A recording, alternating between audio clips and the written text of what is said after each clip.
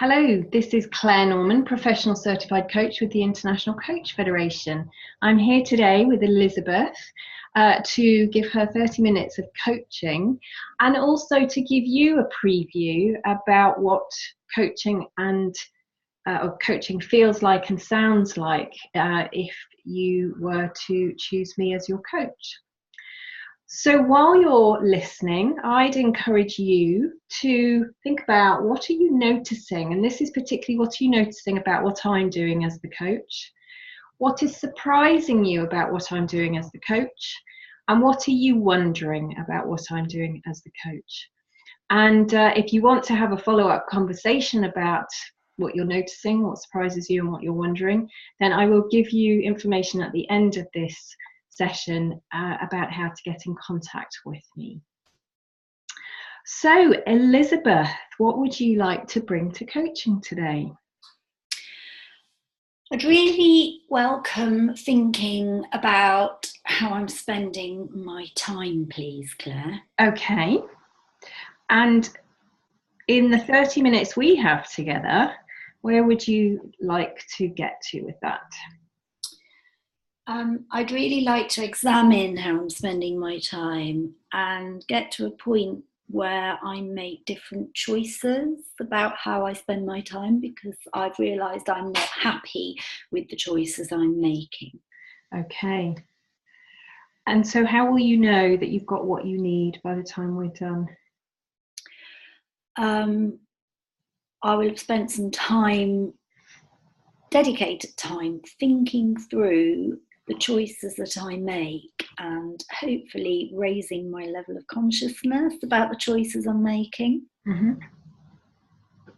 So you'll have a raised level of consciousness. Anything else that will help you to know that you've got what you need?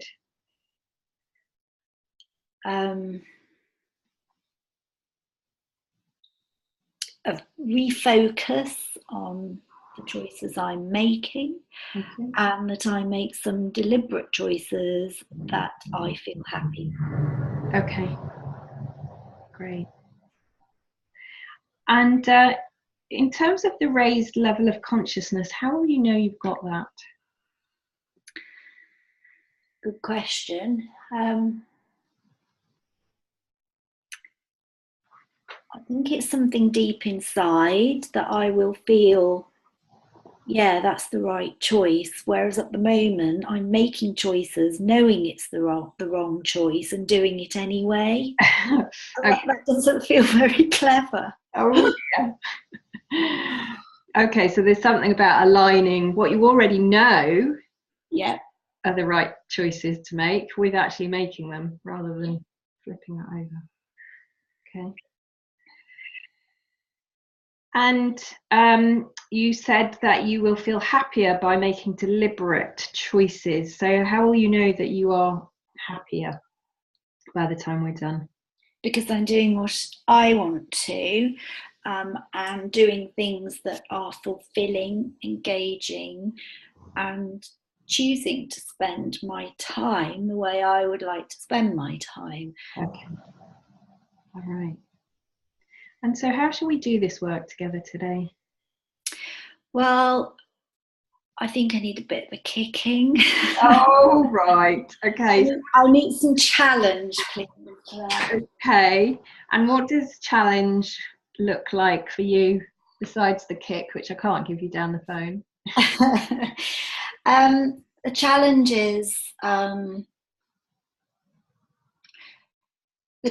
is holding the mirror up and some of the decisions that I've made, and helping me step into my confident place. Okay. To make those conscious decisions, please. Okay. Great. So can I also have your permission to interrupt you if necessary? Please do. All right, lovely. So where would be a good place to start?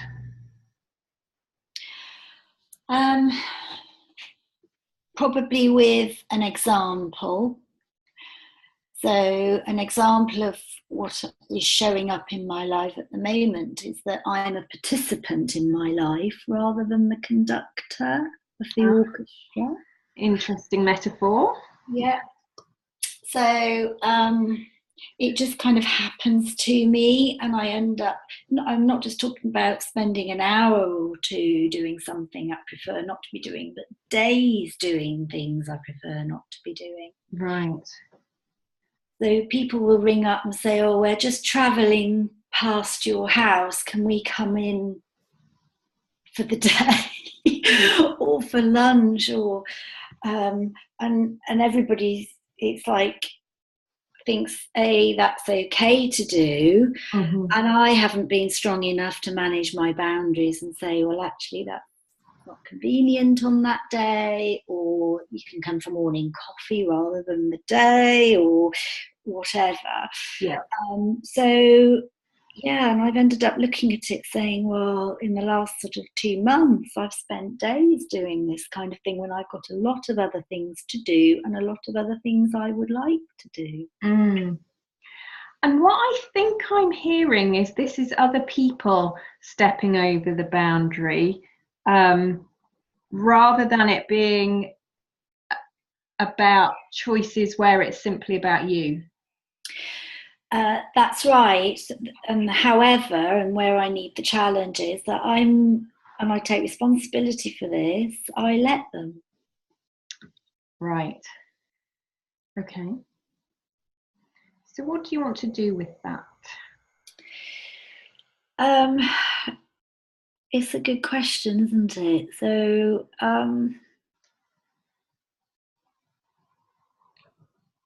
yeah, so how can I be different? How can I be more assertive to follow my heart rather than following my head and thinking, oh, they're on a long journey, and yes, we can make that happen if I cancel my gym session, or so it's always at my expense. Mm-hmm. So how can I satisfy my needs and values and still be a kind human being? Oh, okay. So there's this juxtaposition of satisfying your needs at the same time as feeling like you want to be this kind human being. Yeah. Mm. Are they mutually exclusive?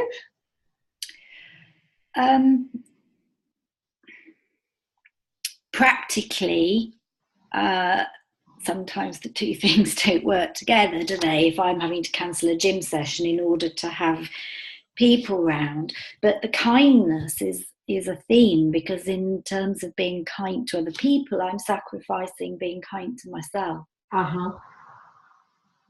And what's that about? It's prioritizing other people above myself. Mm. And often these things happen at short notice, so it's not like saying with a normal rational head on, oh, well, this week I could go to the gym on Thursday if these people pop in on Saturday, because often I get 24 hours notice. Uh-huh. Yeah, and I don't want to let people down, I think. Mm.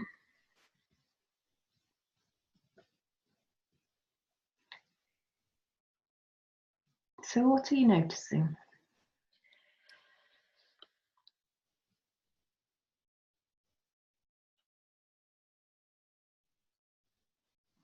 I'm noticing that I'm feeling quite put upon. Ah. Yeah. Mm. And it's not on my terms. That sounds really spoiled, doesn't it, and petulant. But in terms of, there's a theme here. It's not just about this one example. So yes, I'm noticing that I would like more control about the way in which not just I live my life, but we live our life as a family. Uh-huh. So what might that look like in the ideal world for you?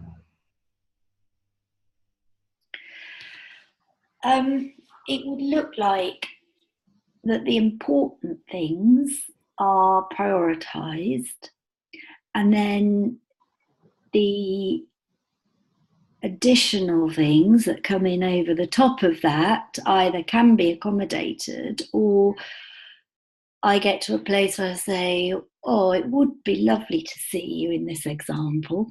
However, we're already busy on Saturday. Mm-hmm.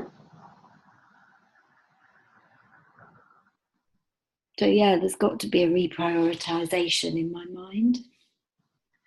So what's getting in the way of the reprioritisation?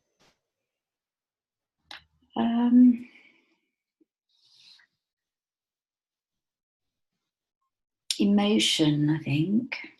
What kind of emotion? Blackmail, I think, in this case. So the people that have recently dropped in on us were my husband's family. Mm-hmm. And it's like, oh, they want to come for lunch tomorrow. Okay. And then he would say, well, I'd do the same for your family. Oh, okay, right, well, I'll just cancel this and not go to that and reorganise the other, and put on a full family lunch. So there's an extra dimension here. It's not simply about the family asking to come, it's about your husband's response. Yeah, I'm trying to keep everybody happy, and the consequence for me is that everyone is happy except me. Ah.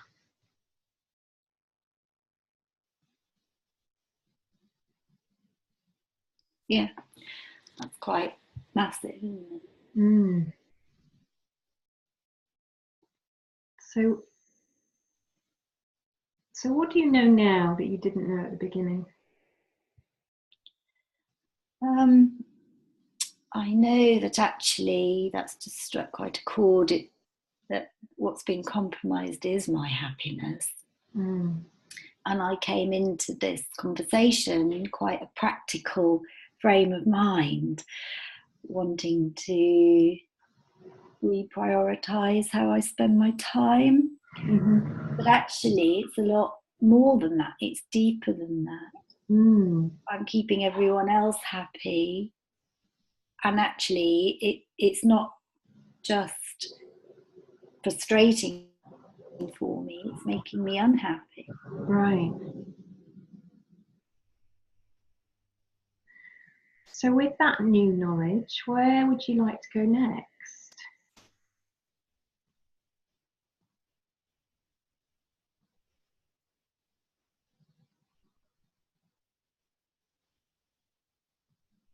I think it would be really helpful, Claire, to look at the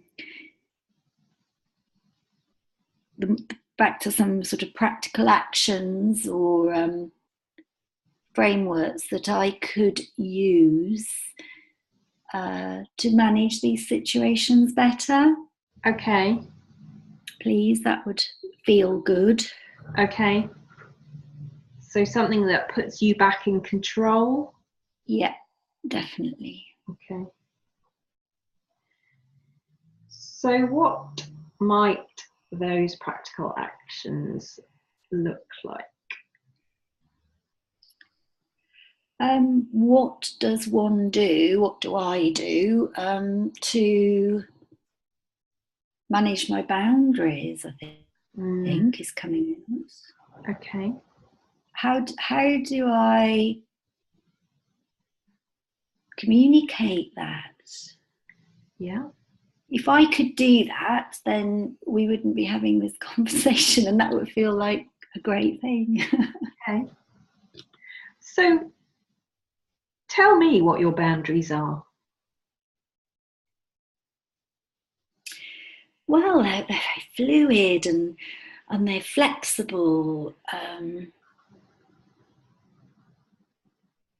Instead of saying, you know what, my exercise class on Saturday late morning is really important to me, Mm-hmm. and I'd really like to go. Mm-hmm. So so there's that. So instead I forego that in order to have a family round for lunch. And then the family's actually really late in arriving. Mm-hmm. And I could have done the exercise class. Ah. So I guess the bit I struggle with is that being selfish. But that's what I really need and want to do, because it's a busy week and that was my opportunity for exercise. And what's important to you about exercise? Keeping fit and healthy. Mm-hmm. Feeling good, that whole dopamine release. Mm. The social element of it. Getting out of the homework family groove. It's my time and space. Mm-hmm. It clears my head. And what happens when you don't get it?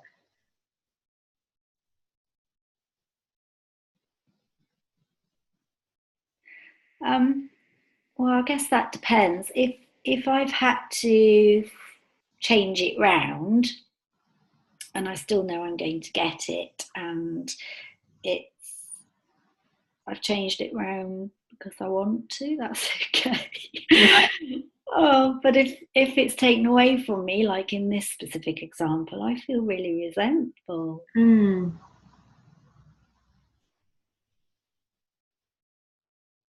And it's not an addiction or anything like that. I only go twice a week. Uh-huh. But it's just that it's precious time and space. It's me time. Mm. And then I think just developing that, what's coming in is I feel I don't get those 2 hours a week of me time. I feel kind of suffocated. Ah. And what are the consequences for you and for the people around you when you feel suffocated?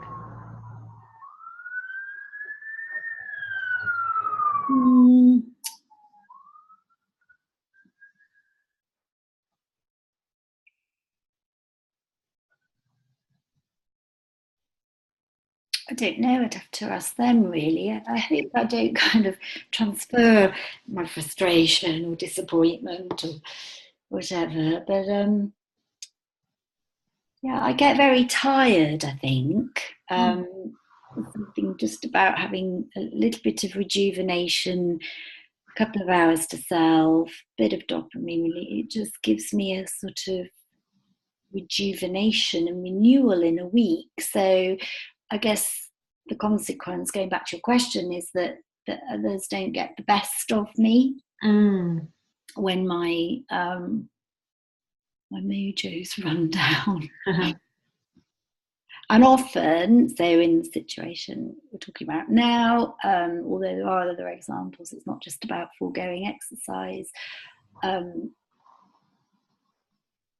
Yeah, I put so much energy then, it's often into other people instead of putting that into myself.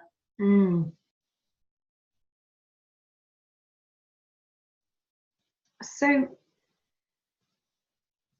what are you learning about yourself? I'm learning that if I don't look after myself, I'm less of a person, I'm less of a resource, I'm less of a energy to anything else in my life I may wish to apply myself to. Be it work, family, kids, friends. Mm-hmm.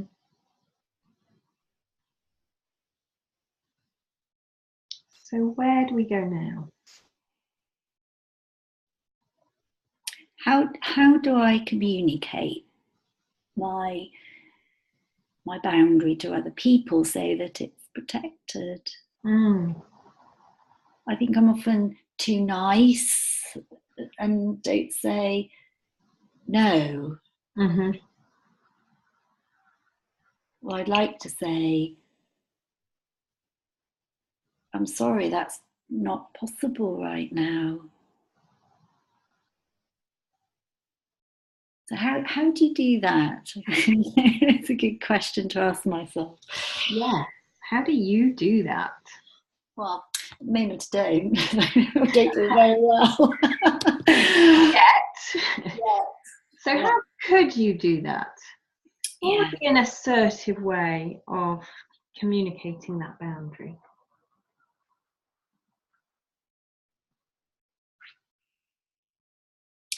So there's two levels here. The first level is I could do that. I can do that for myself, obviously.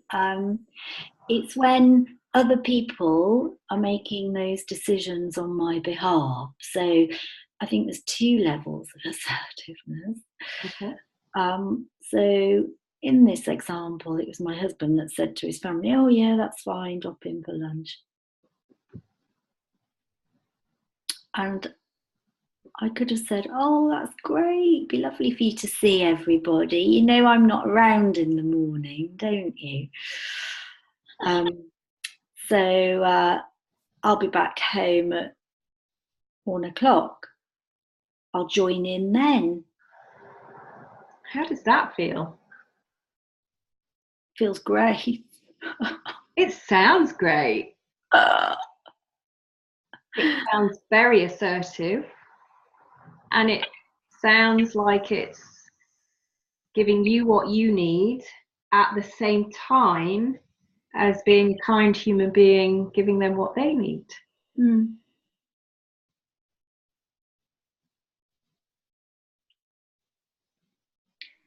The other level is when it's a direct request.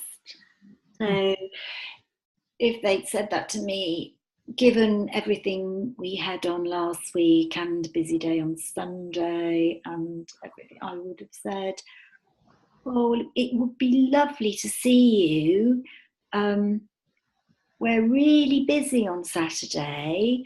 We can have tea and cake together at 3 for a couple of hours. If you could work your journey around that." And then it's a win-win situation. Mm-hmm. However, I'm not in a situation where I have to give up my planned morning, go to the supermarket, shop, cook, put a meal out, be sociable, be hospitable, Mm-hmm. then them not leaving for a long time Uh-huh. and soaking up the whole day. And so how does that feel? It feels really good, Claire, because it's actually setting the boundary. It's telling people, it's a contract of what's on offer. Uh-huh. And then it would be up to them to say, "Oh, do you know what? That's too late in the day for our travel plans," or "Yes, please, we'd love to do that." Yeah, that feels really good because then I don't feel put upon. I've offered something on my terms. Mm. So what stops you from saying either of these things?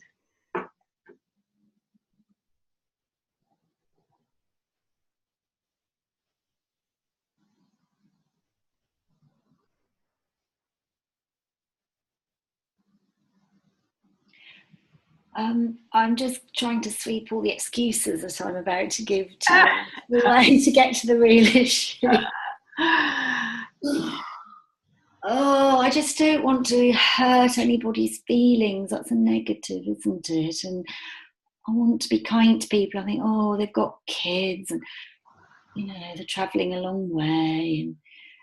And actually what if I'm really honest, I'm trying to solve other people's problems for them rather than solve my own, aren't I? Mm.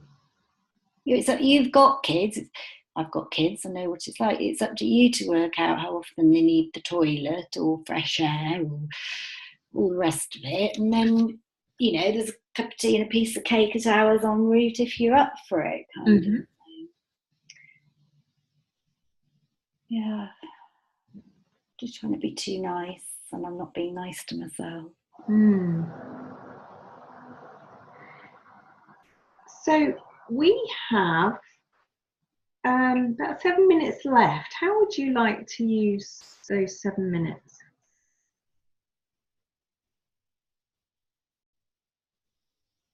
How can I go a stage further to protect the boundaries? Okay. So I was going to say what's a stage further, but I'm actually going to suggest or invite you to stand up. Okay. And take one step as a metaphor for one stage further and see what that gives you.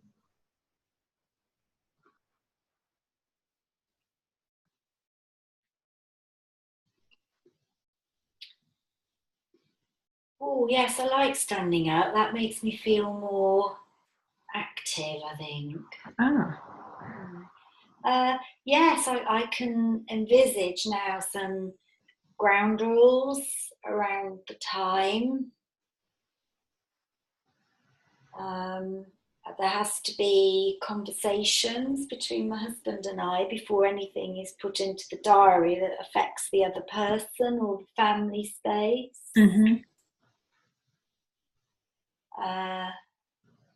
We use iCal, and I can put some blocks out in the diary. I'm feeling some quite practical fixes around helping those boundaries in addition to the assertive conversation.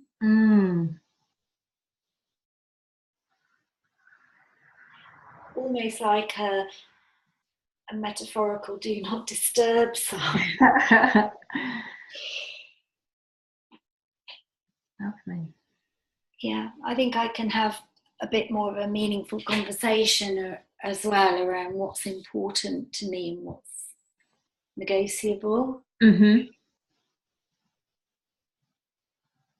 So this is an upfront conversation rather than waiting for the next time it happens. Yeah, and then that's really helpful in paving the way. It's not such a big shock when it happens.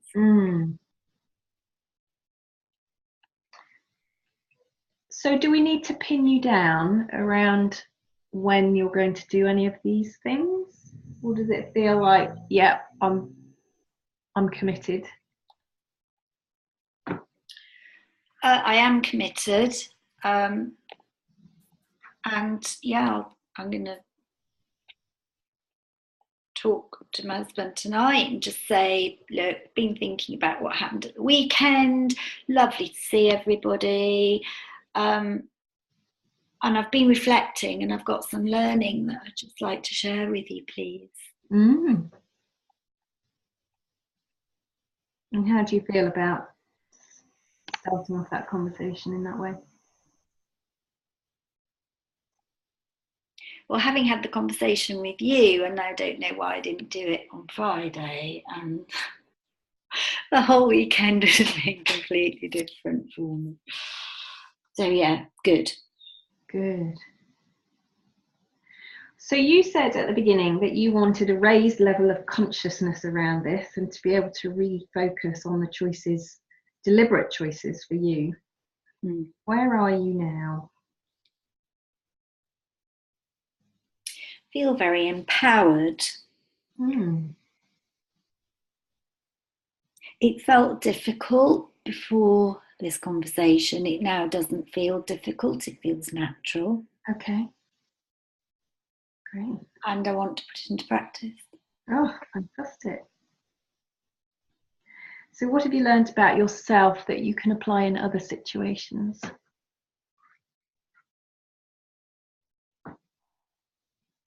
Be brave. Be true to yourself and what you need.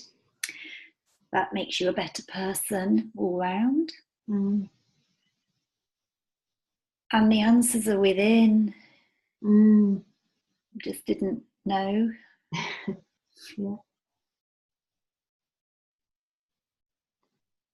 So, are we done? Yes, we are. Thank you, Claire. You're welcome. So for those of you who've been listening, thank you for coming on this journey with Elizabeth and myself. If you want to pick up and have further conversations about coaching, then please do get in contact at clarenormancoachingassociates.com, or come to my website to find out more about what I do, or you can also find multiple videos on my YouTube channel. So thank you for listening, and I shall stop the recording now.